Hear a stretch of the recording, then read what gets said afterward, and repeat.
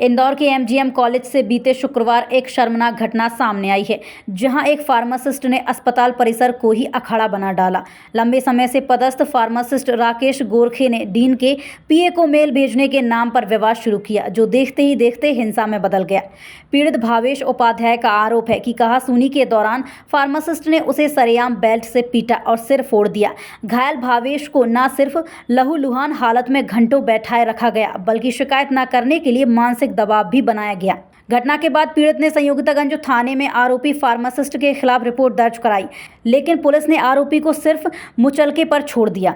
सबसे गंभीर बात यह है कि भावेश का आरोप है कि पुलिस ने उसकी शिकायत में पूरे घटनाक्रम को दर्ज नहीं किया और अब उसे फार्मासिस्ट राकेश गोरखे से जान का खतरा महसूस हो रहा है। सर, मैं अपने कर्तव्य स्थल पे पदस्थ था और काम कर रहा था। उसी टाइम राकेश गोरखे जी, जो फार्मासिस्ट ग्रेड 2 हैं, नर्सिंग कॉलेज में पदस्थ हैं, वो परचेज सेक्शन है क्रय शाखा, उससे संबंधित कोई लेटर लेके आए और कहते हैं अर्जेंट हैं, ये मेल करना है। तो मैंने यही कहा कि मेल का काम मधु अटले जी देखते हैं, उनका है, मेरा नहीं है। मुझे अभी अभी मेल दिया है, अगर साहब बोलेंगे वो इसलिए दिया है कि इमरजेंसी की सिचुएशन में मेल करना है तो आप से करवाएंगे, और मेल भी उसका अपडेट होता रहता है ऐप, तो इस कारण से वो कैसे चलता है। और मैं अपने सामान्य जो वर्क हैं, जो डीन साहब देते हैं या हमारे अधिकारी देते हैं, मैं उसको संपादित करता हूँ।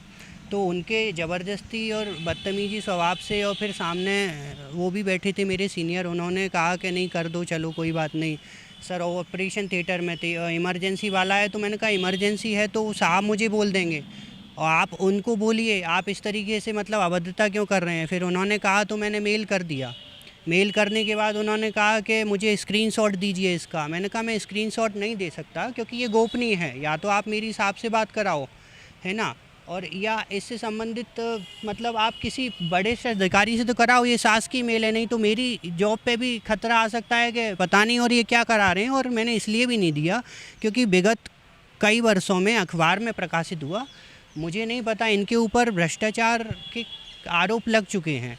तो अब मैं ऐसी व्यक्ति को अगर कोई जानकारी दे दूं जो गोपनीय है, जिसके सेक्शन से संबंधित कार्य नहीं है, और ये नर्सिंग कॉलेज में पदस्थ हैं, तो मैं मतलब स्क्रीनशॉट क्यों दूं। और उसके बाद भी इन्होंने ज़बरदस्ती की मुझसे।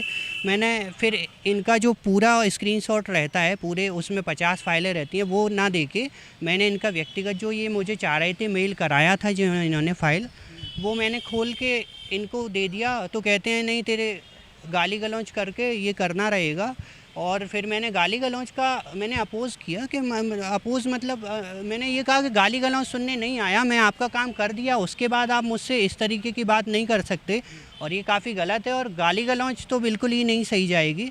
इन्होंने बेल्ट भी निकाला और बेल्ट से जैसे मारा तो मेरे सर में, कान में और थोड़ी सी पीठ में, और अंगूठा भी जैसे दर्द कर रहा है। तो कंसल्टेंट ने जैसे कहा है कि अगर ज़्यादा देर तक करता है दर्द तो फिर ऑर्थोपेडिक्स जो डॉक्टर हैं, अस्थि रोग विभाग वाले, उनसे आप बात कीजिएगा और फिर एक्सरे करा लीजिएगा।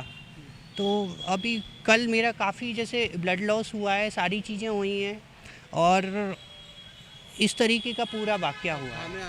ये दिनांक 27/6/2025 की घटना है। 27/6/25 को ही इसमें फरियादी भावेश उपाध्याय ने शिकायत की थी कि इसमें राकेश गोरखे ने उसके साथ मारपीट की है।